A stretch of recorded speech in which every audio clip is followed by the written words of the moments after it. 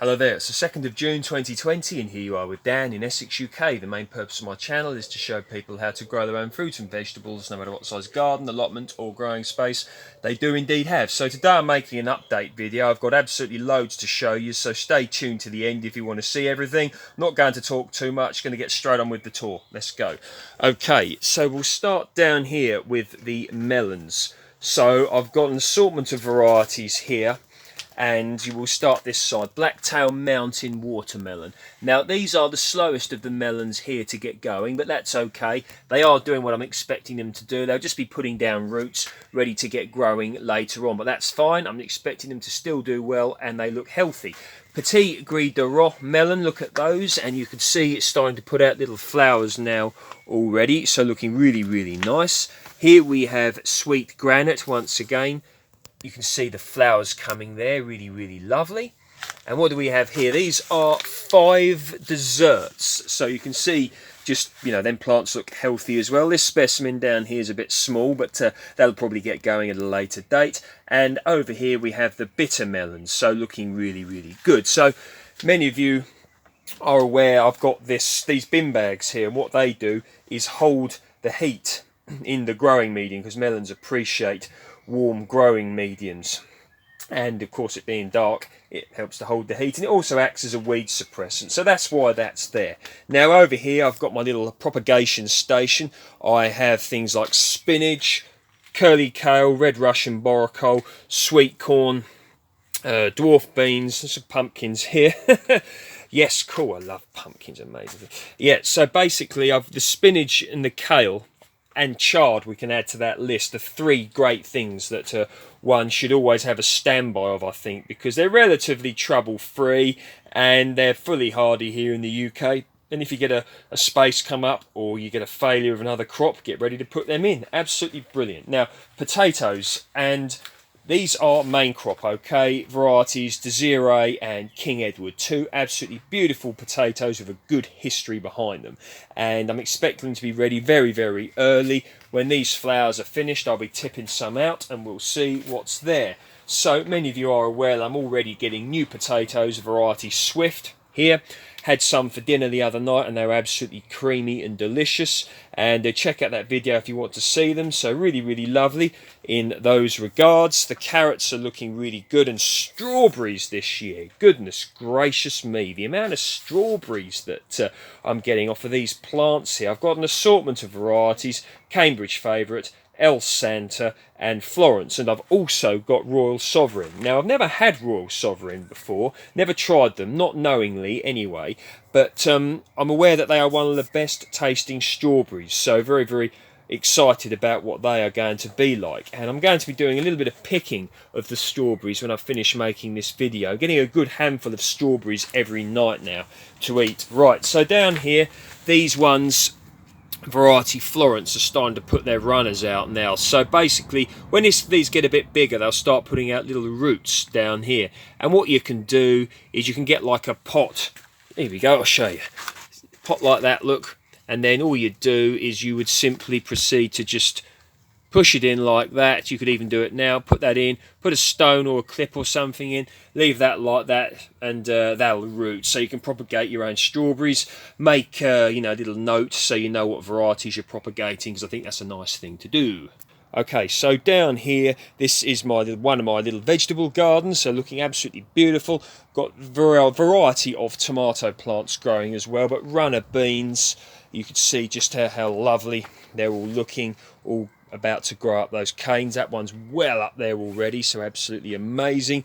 Dwarf beans down here, and I've also got courgettes, zucchinis down here, all coming along very well. More runner beans growing up these strings here, and some more Tommies here.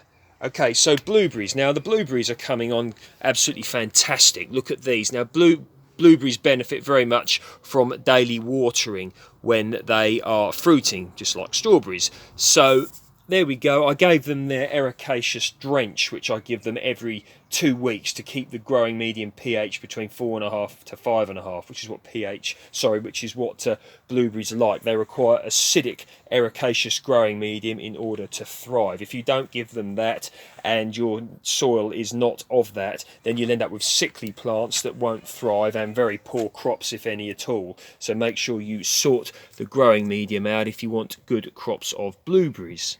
Got more here in terms of runner beans and some dwarf beans here. Right, so here I have sweet peas variety Turquoise Lagoon. Grew these myself from seed and they look absolutely amazing. Look at those beautiful geraniums once again, grown from seed. You can see them here. And we've got some more geraniums there and more here. And many of you may be aware of the video I made on how to grow Arissimum hardy wallflower in containers. Look at that. These are just an amazing thing. They grow. They've got a really long flowering season and they're just beautiful. They're actually a brassica, which is intriguing, but they're just lovely, you know. Now here's one for you. Many of you may have found my channel from my how to grow hydrangeas in containers and pots video that I put up a few years ago, and many people wish to grow these and they think that because they haven't got a garden they might not be able to grow one, but they thrive in pots. This is growing in a pot and you can see the flowers are starting to come out now really beautifully, and you can see more flowers to come. So how to grow hydrangeas in containers in pots, this one is absolutely thriving, and if you want to learn how to do it, check that video out. But absolutely amazing plants they are. Okay, into a bit of the old permaculture in terms of food forest. So look at these. Now, at the bottom of the food florist, goodness gracious me, you can see here I've got some absolutely beautiful blueberries, more of them once again, looking really healthy. Same there and same here. At the back, the grapevine, Lakemont seedless, cropping really well. Going to be amazing crops of grapes this year. I'm just convinced of it already. Here we go, pears variety Concord. Just look at the crop that this tree is carrying, and even if, you know, half of these make it to fruiting, you know, to eating, that would just be amazing. Really beautiful. And here are some of my cuttings. I've took grapes, berries, currants, gooseberries, etc. There you go, cherries. So there you go, starting to ripen now, the cherries. The birds seem to be staying away this year, which I'm really grateful to them for. So going to have huge crops of cherries this year. This tree's carrying an oh goodness gracious, you see, you always see stuff, don't you? Bit of black fly there, a lot of black fly there. Yep. Oh, I know what job I've got to be doing over the next few days. Got to treat this for black fly, otherwise I'll lose a lot of my crop. So there we go. Always got to keep your eye out when it comes to what you're growing, but so far so good with the cherry tree. Into my other polytunnel, you can see this is a food forest permaculture project in here, and you can see that peach tree here, this is Dixie Red, many of you know that already, carrying a huge crop. Down here, look at the ground. You know, this is going to have so much in terms of food production in this 3 meters by 2 meter polytunnel. The other polytunnel is 6 meters by 3 meters. And grapes Autumn Royal, look at them, already looking quite impressive bunches. So very happy how they are coming on, looking good. I've got beetroot and chard. Sorry, beetroot and chard growing either side like this, or spinach, so that it delineates the walkway and once again makes the most of the space for food production.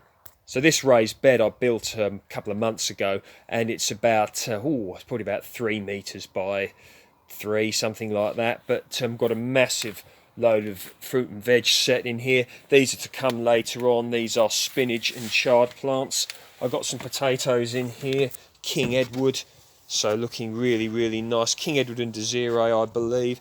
And you can see my kale at the back here, and here this is Swiss chard and spinach. Spring onions all here. At the back here you can see what's going on. So what these are, these squash plants, these are Benning's Green Tint, which are a patty pan squash. They look a bit like flying saucers actually. They're very, very cool.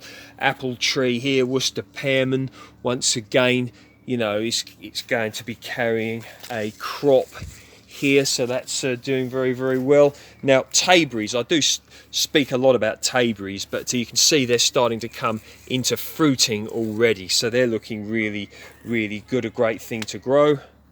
And down here, gooseberries, so it's not going to be long until these are ready to eat. Now they're not very big, a lot of that will be to do with the fact that we haven't had much rain and I haven't watered them, but that's how it is, as many of you are aware. But doesn't matter, even if they're small, going to be getting a good gooseberry crop this year.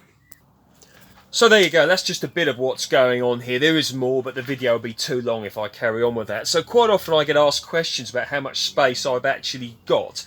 And I think I'm going to do a video addressing that because people find it interesting. Now I really don't have that much space, okay, but over the years I've learned how to utilise space, okay, and that takes a bit of time to do that, but everybody can learn and can improve on that. And of course, working as a gardener as well, I do see gardens where people have really, really learned how to utilise space very, very well. So there we go. So if you like my work, please feel free to like, share and subscribe. You can check me out on Dan_Home Gardens on Instagram if you're interested.